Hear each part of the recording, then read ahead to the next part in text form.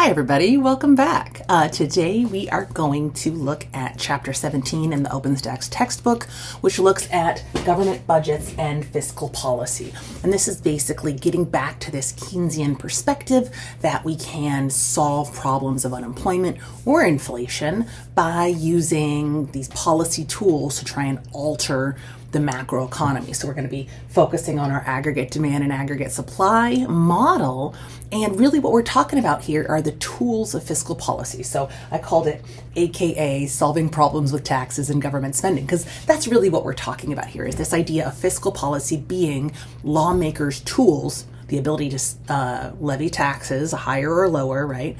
And the ability to budget spending higher or lower as a tool to alter aggregate demand through either consumption spending or government spending.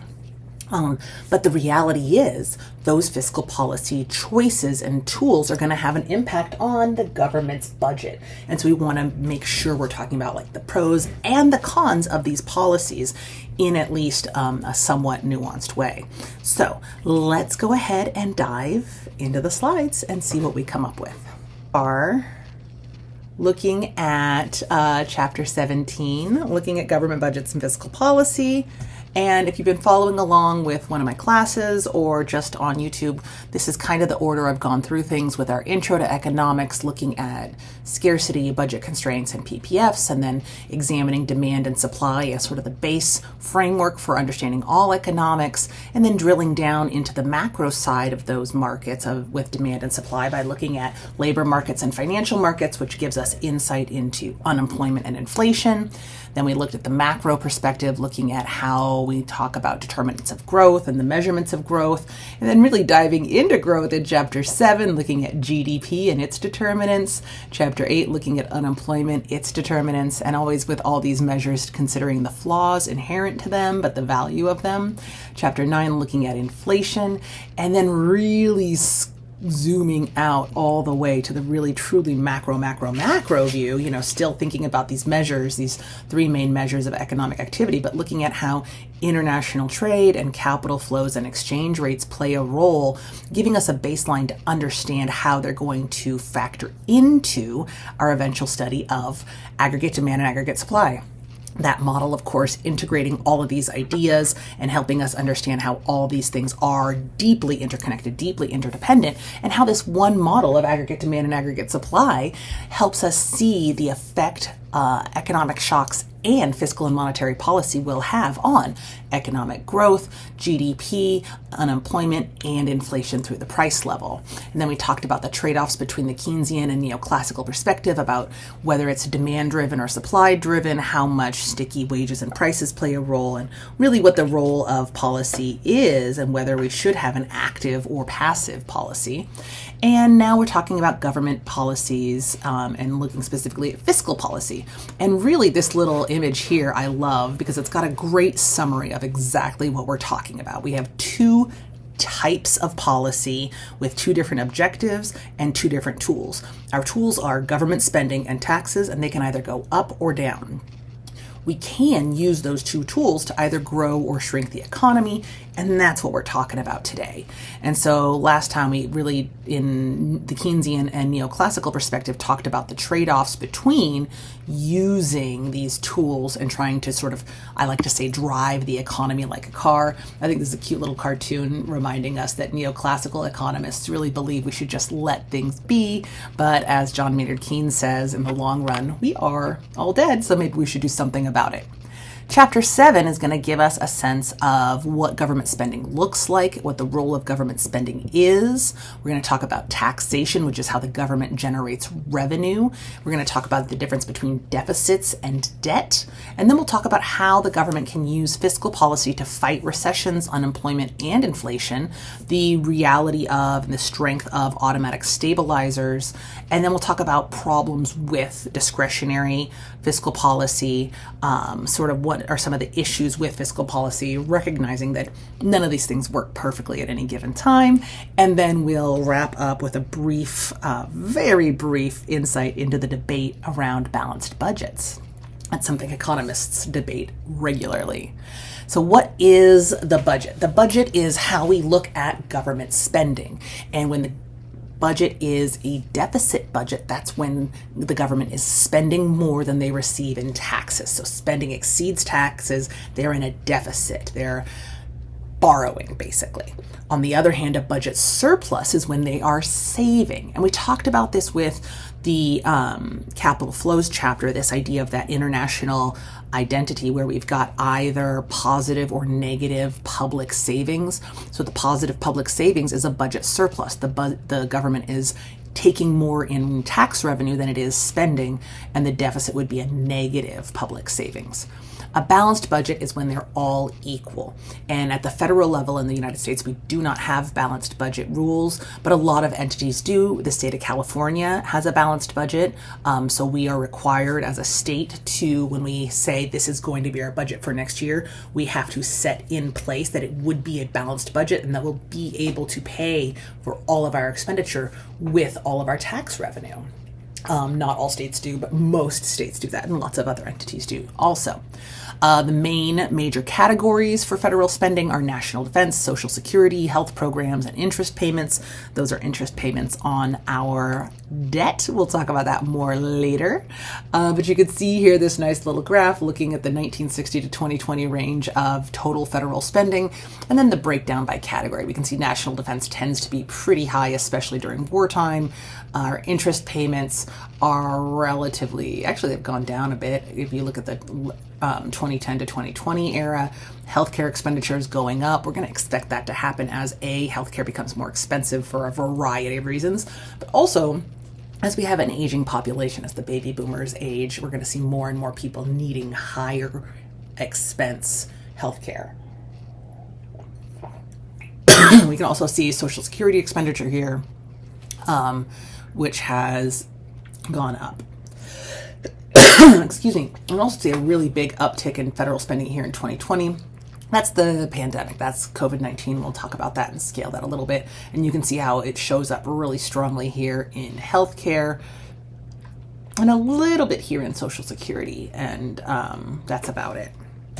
So here is a little bit more of a broader scale view. So this is data pulled from the Federal Reserve. And I need to get that link in there for you for reference, but you can always just look up online FRED, Federal Government Current Expenditures, and this data will pop up, and it shows you here's a big spike in federal government spending for the pandemic, and then we drop down a lot lower in the next year, and then right back up in the following year, and then back down, and then it's continued to trend upward. And that is the overall trend. And you can kind of see, especially here in the Great Recession, a spike in spending in response to that. And if you go back further, you'll see other, and I'll give you guys a little bit of a bigger scale of this later on. But the big thing we want to differentiate between here is the difference between deficit and debt. So deficit is a flow while debt is a stock. And by that, I mean the deficit is annual. So every year there's either a deficit or a surplus or it's balanced.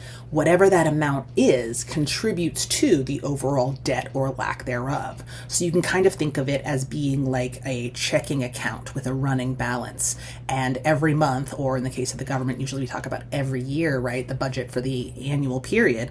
Every year you either put more in or take some out. And so your savings is either positive or negative, and each cycle is going to add or subtract to that. So if we have a budget deficit, then we're going to be taking more money out of that ongoing total. So as a country that continues to have a decent amount of debt, every year that we have a deficit budget or we spend more than we take in, that deficit adds to our total debt. If we were to have a surplus, then we would be paying some of that debt off.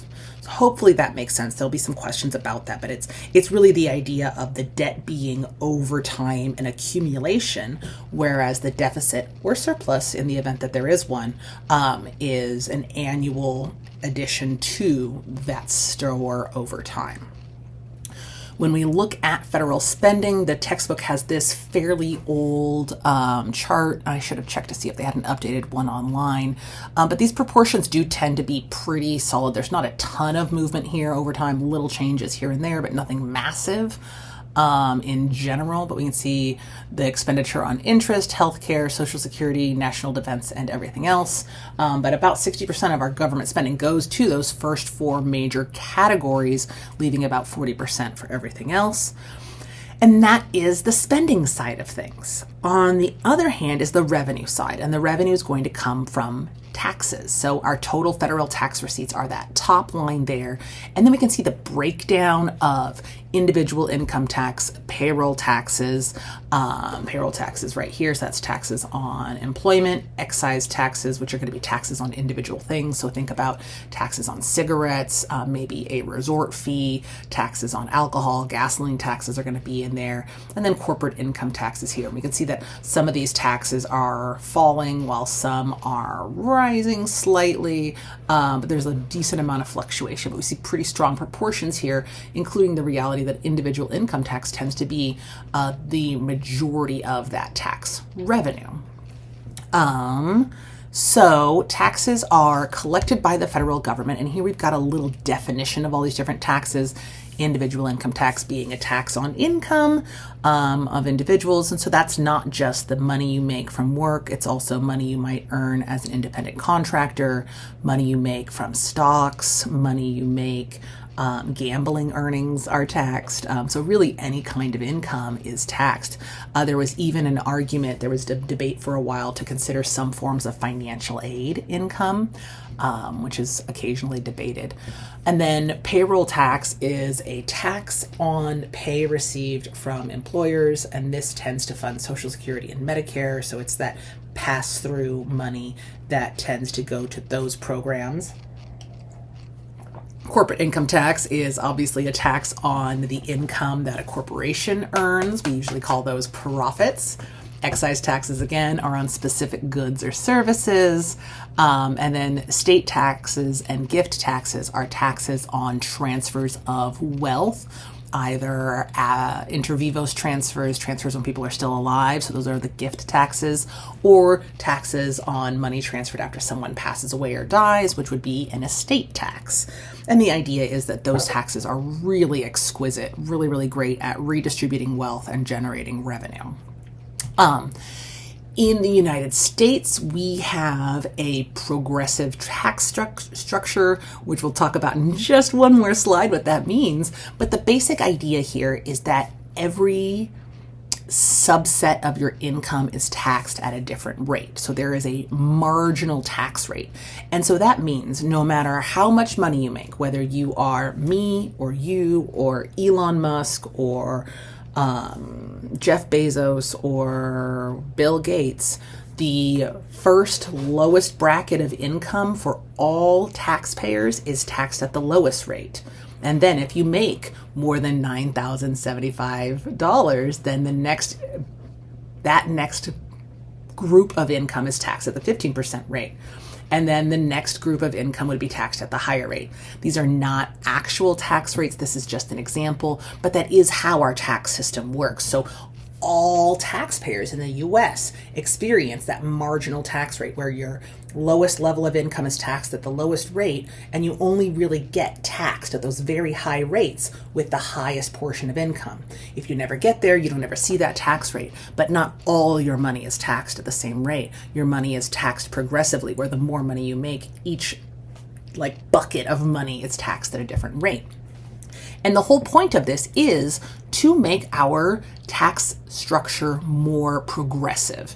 And a progressive tax is just a tax structure or a tax where the higher your income, the higher your tax burden. So basically saying we want the wealthiest people to pay more taxes than the poorest people.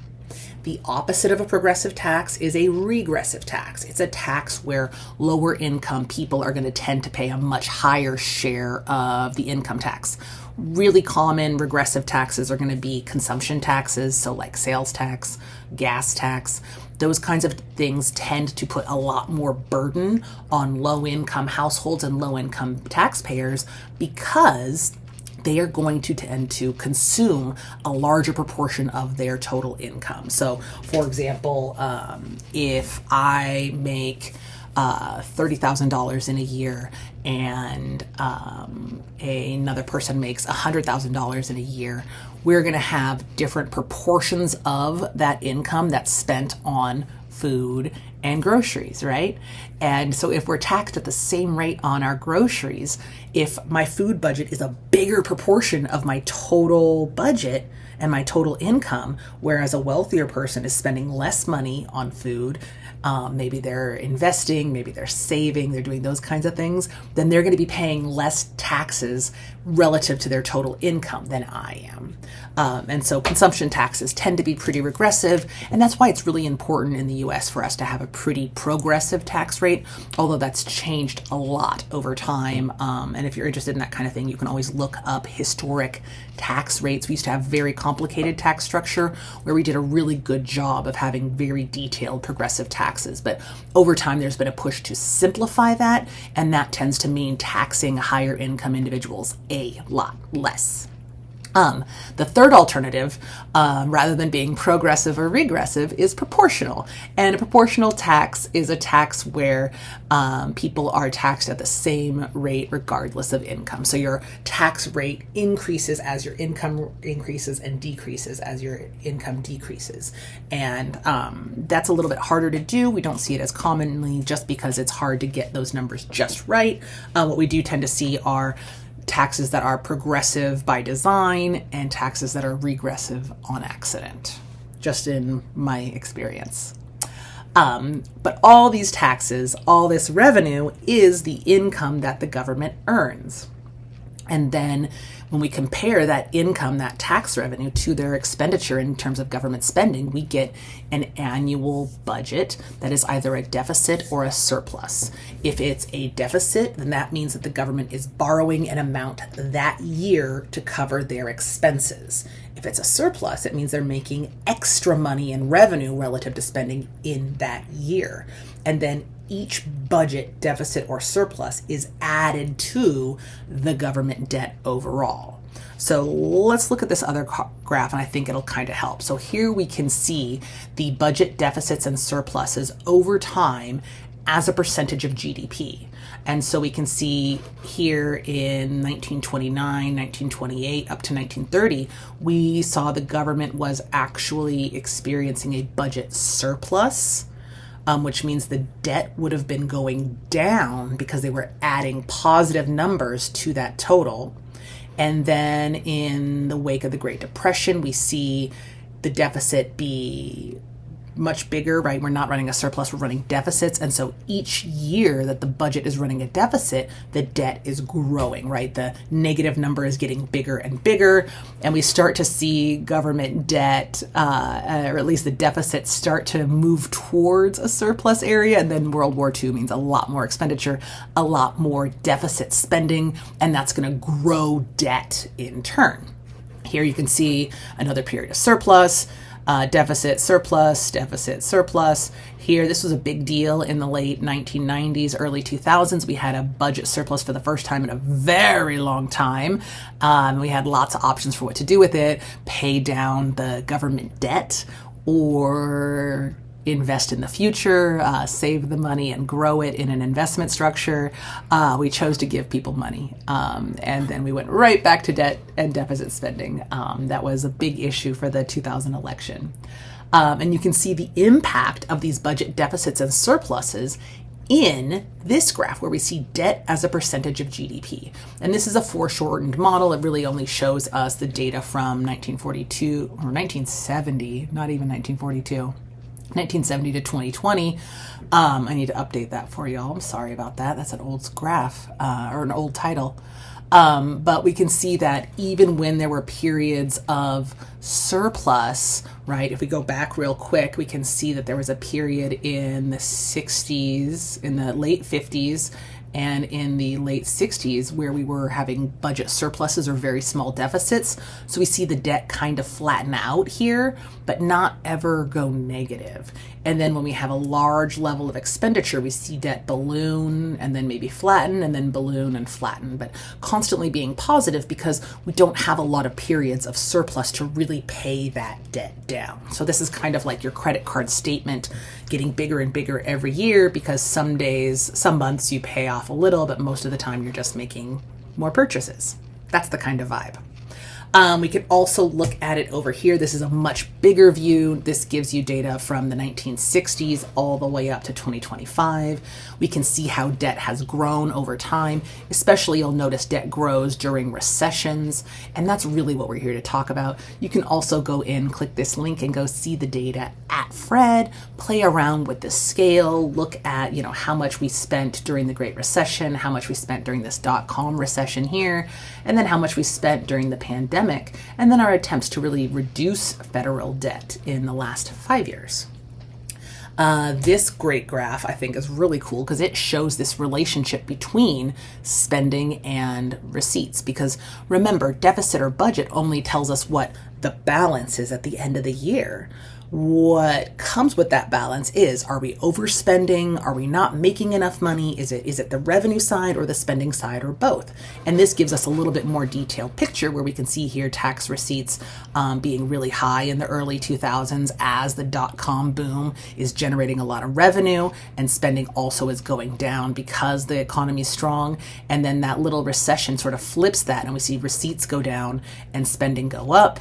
And then we see the receipts start to go up a lot as we see the housing boom really take over. And then tax receipts fall when we're in the Great Recession and people aren't making as much money, so they aren't paying as much in taxes, while at the same time we're spending a lot of money to try and pull ourselves out of the Great Recession.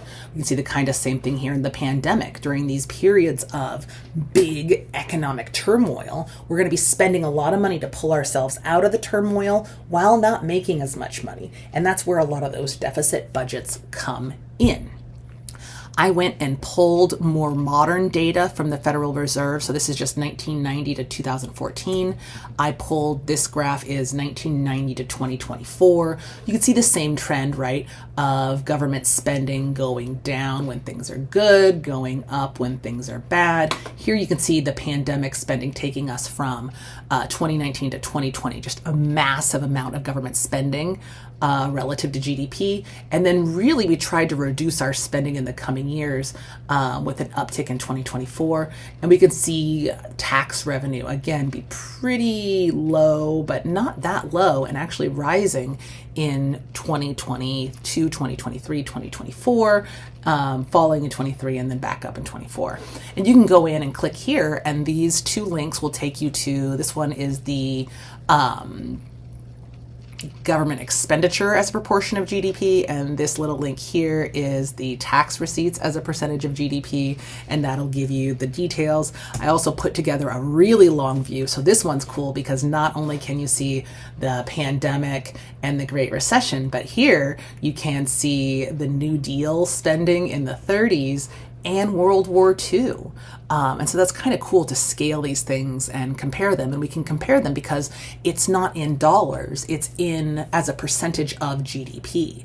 And so I think that's really interesting. And I very much regret the typo of the capitalized P there to be immortalized on YouTube, but I'm not going to change it. We're just going to keep rolling. So I just thought that was interesting to give us a little bit more scale and a little bit of perspective on how a graph like this will play out with more time and with more with a little bit more perspective. And I always think it's fun to compare things like, oh wow, look how much money as a percentage of GDP we were spending during World War II, even more than we did during the pandemic, although our GDP is much larger now. So why are we spending all this money? Well, World War II was a war, we had to buy all the things, but a lot of times we will engage in government spending and taxes as a tool for fiscal policy. And fiscal policy is when the government is trying to fight recession, influence unemployment, or influence inflation. It is the government's tools for driving the economy, altering the economy. And it is all done through aggregate demand. So we want to remember that aggregate demand identity, Y equals C plus I plus G plus NX. We are going to focus on the G and the C in this case. And what we're going to see is the government can, with taxes and government spending, either expand the economy, grow it to a higher level, more growth, less unemployment, possibly higher inflation, or contract the economy, shrink it in, try to reduce economic growth, reduce inflation, and possibly increase unemployment. And really, when we are expanding the economy, we are pushing aggregate demand out to the right to a higher level. And when we're contracting the economy, we want to push aggregate demand in to the left to a lower level, usually because we're concerned about inflation.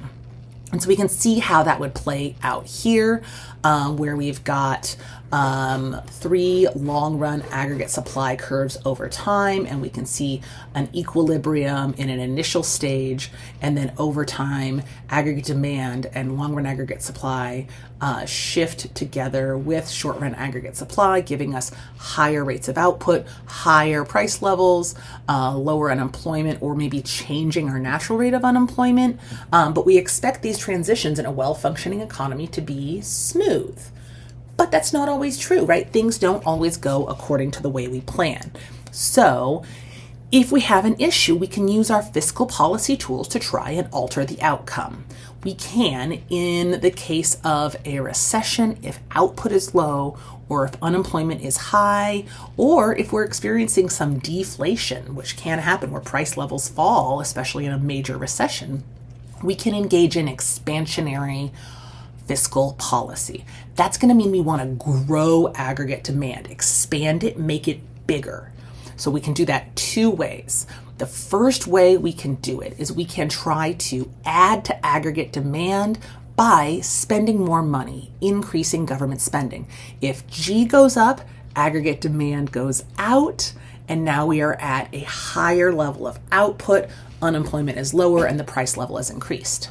The other tool of expansionary fiscal policy we can use is we can lower taxes. And the idea here is if we lower taxes, then people have more money. The more money people have to spend, the more shopping they do, that's going to increase consumption. So if taxes go down, consumption goes up, that's going to shift aggregate demand out, take us to a higher level of output, expand the economy. And the hope is that if we're in a recession down here, then we're going to be on the flatter part of this short-run aggregate supply curve, returning to our natural rate of output and not experiencing a ton of inflationary pressure. And so that's the general idea, trying to avoid those neoclassical concerns of too much inflation. On the other hand, if we are experiencing too much inflation, so maybe this is 2020 and we're trying to prevent a recession, so we're doing a lot of government spending and tax cuts to try and encourage people to keep spending money, keep the economy buoyed and afloat during the pandemic. Then in 2022, we experience a period of pretty rapid inflation, telling us that maybe we have exceeded our natural rate of output, exceeded our natural rate of unemployment, and we are at a point where our price level is too high and we need to shrink the economy, contract it a little bit, make it smaller. We can do this with contractionary fiscal policy.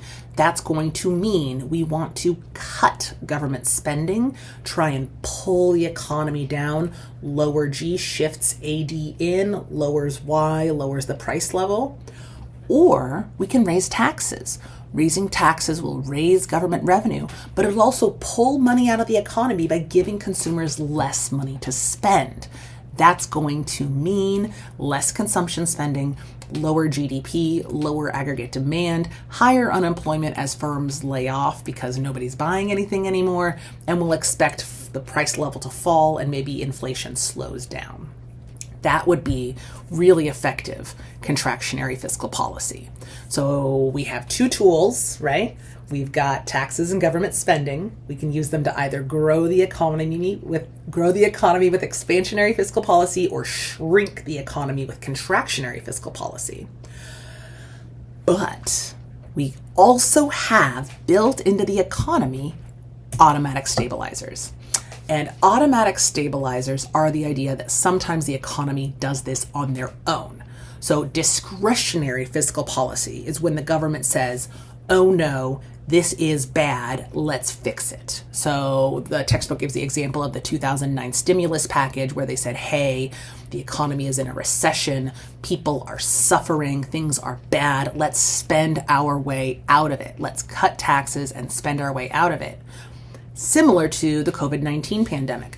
On the one hand, there was the effort to try and do some government spending and tax cuts to really buoy people. But in a way, it's also kind of similar to the World War II example, where we also just naturally were spending a lot of money because the government had to step in to do a lot of things, like prepare vaccines and get equipment to medical facilities. And so that government spending was discretionary. It wasn't so much about fiscal policy. It was just about the fact that there were things the government needed to spend money on. But all of those explicit choices of the government to grow the economy with either government spending or taxes is discretionary. It's at their discretion. It's a decision they make. There's also the reality of these automatic stabilizers that basically say when the economy's good, the government's not going to be doing a lot of spending and tax revenues are going to be high. And when the economy's bad, we're all going to be paying fewer taxes and the government's going to have to spend more on social safety net programs and other things that help support people. And so the idea is when we have a recession, we naturally spend more money on government expenditure. If we have time, I'll give you an example of automatic stabilizers at the end of the lecture. I think it's a kind of cool concept. But it kind of falls into that neoclassical space where it's like, hey, this could solve itself if you trust it.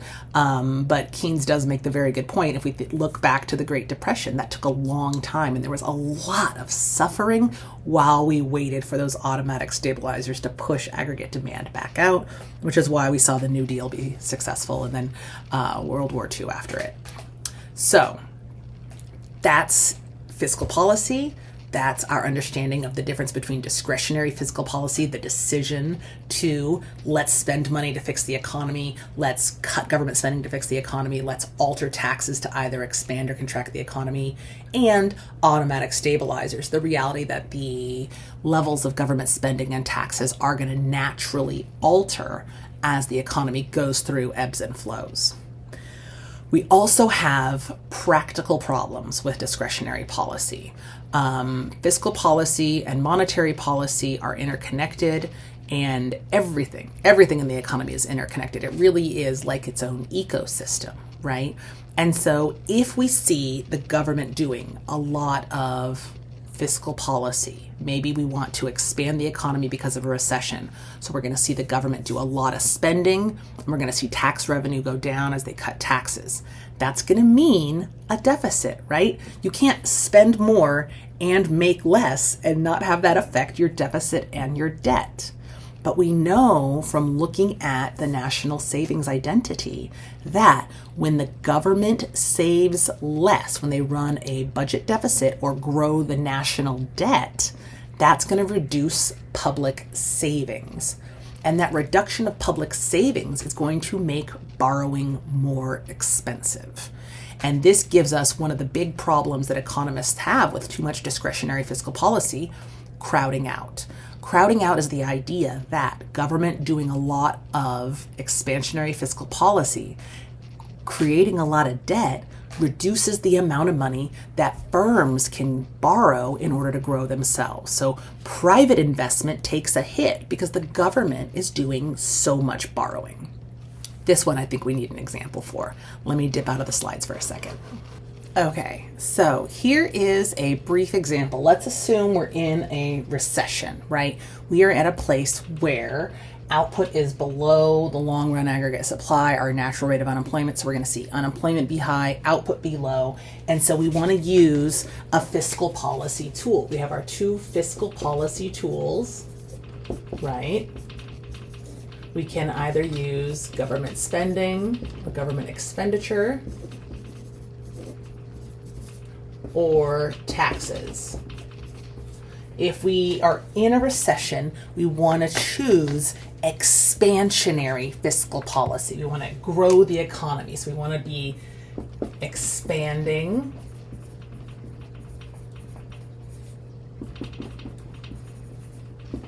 the economy. And so we're going to want to either have, and I'm going to write this out for us all so we can see it step by step.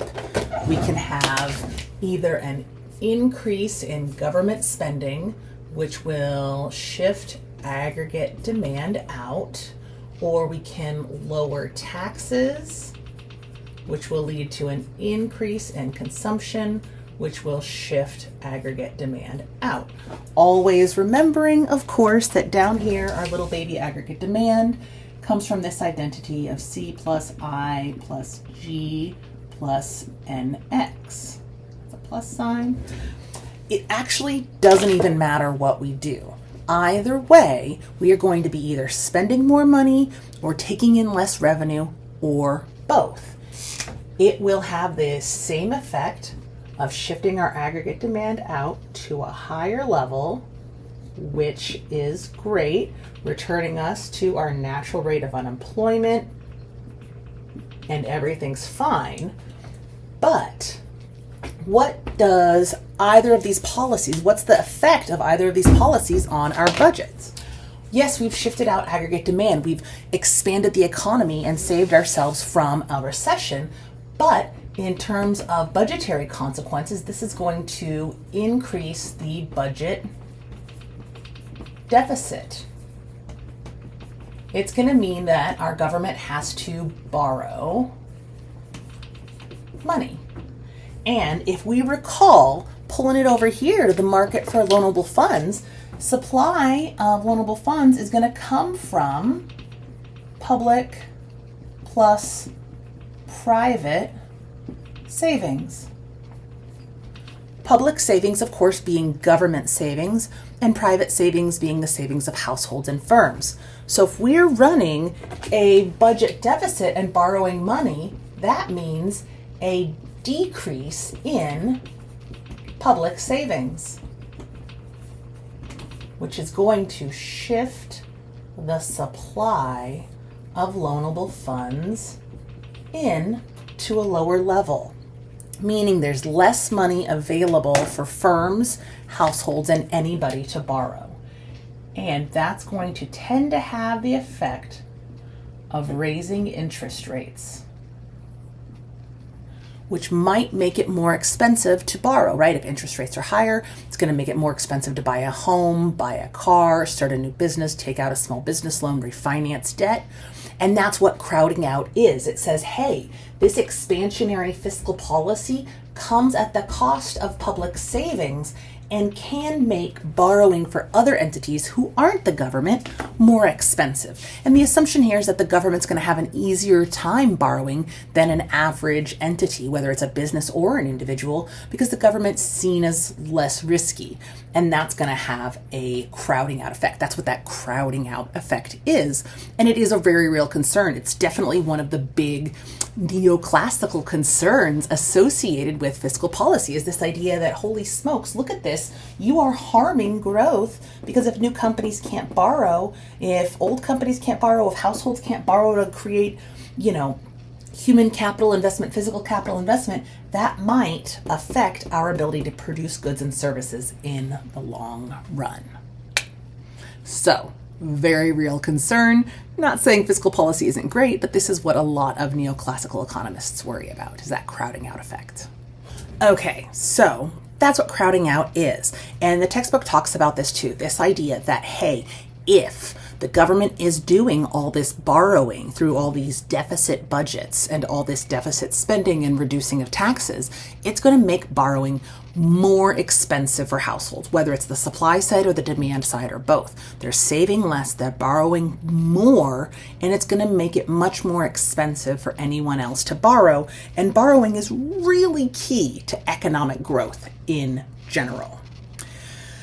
Other problems associated with fiscal policy is the lag. There can be a lag associated with fiscal policy. This is a little graph here from the Pew Research Center. They do a really great job of researching, surveying people and getting their opinions on stuff. And with lags, there's a couple of different things that can take time.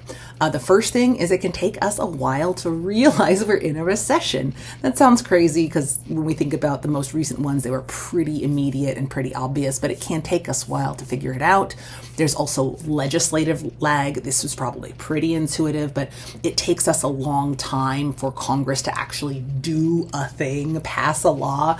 So that's what the Pew Research Center is talking about here, the percent of public laws enacted by the end of August in the first year. So very small percentage being done in the very beginning. It takes them a while to get going. We can see some Congresses move more slowly, some Congresses more quickly. So that can take time. And then there's also an implementation lag. So the Congress can maybe recognize the recession quickly, act quickly to deal with it, but still take time for the agencies to get the dollars to the people.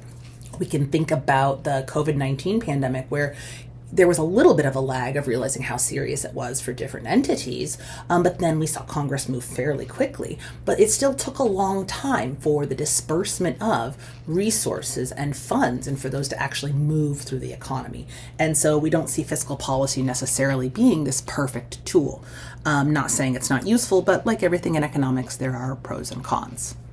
So the last question we have about fiscal policy is the question of a balanced budget. And this is something pretty heavily debated among macroeconomists and economists in general, is this idea that there is a problem with massive deficits, that maybe these budget deficits and surpluses in the long run could harm our productivity because of the crowding out effect, because of maybe we're not spending the money on the right thing. That's the big debate, is economists will say, well, the debt isn't a problem so long as we're investing in future growth. And so what is the deficit spending being spent on can be a really important question. Are we increasing government spending to build schools and factories or build infrastructure that enhances our productivity? Or are we using it to spend money on, no offense to fireworks, but, stuff that's not going to be around later on? There is an argument that if we have this, right, this is part of that neoclassical argument that you might have seen if you watched the Fear, the Boom, and the Bust video, that this cycle of spending and deficits and surpluses can recreate new recessions. And so this is a really important debate in macroeconomics and in economics in general about whether or not it's useful to require a balanced budget. Some argue that if we did require a balanced budget, it would really harm the government's ability to respond quickly when something happens, right? When there is a health crisis or a military crisis or an economic crisis. So there's not a right answer to this. It's just something worth considering. All right, my friends, that's it. That's chapter 17. Let me know what questions you have, and I will see you next time. Have a great day.